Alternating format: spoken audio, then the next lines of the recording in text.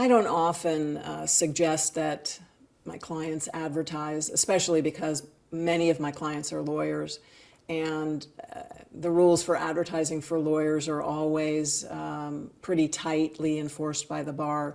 So any advertising that you do, if you're a lawyer, make sure that you run it by the Bar Association before you do it. But there are some rules, if you're going to consider advertising, that you might want to follow. So for example, try Craigslist and other unique forums like that.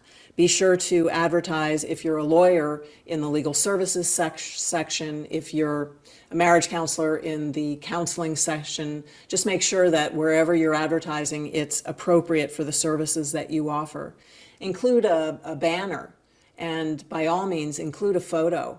Include your friendliest looking photo, your most welcoming looking photo, and you might want to run your photos, your choices of photos past your spouse or your kids, someone who can pick out the friendliest looking photo for you. Be sure that the rest of your ad is HTML formatted.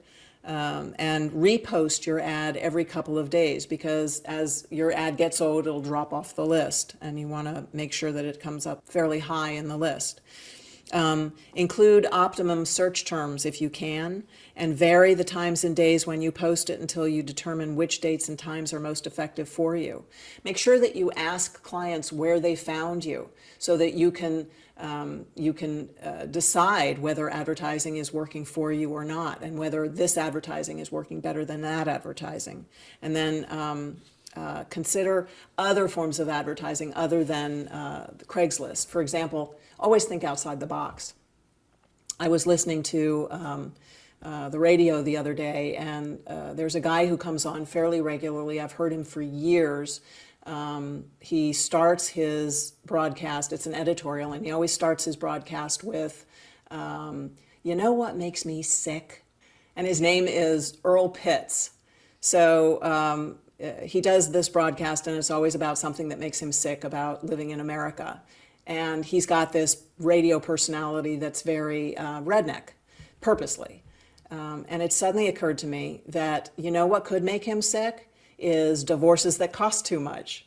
So I got in touch with him and found out whether he'd be willing to do a radio ad for me, and sure enough, strangely, he did, and it wasn't horribly expensive, and the radio itself wasn't horribly expensive. It was something that I could afford.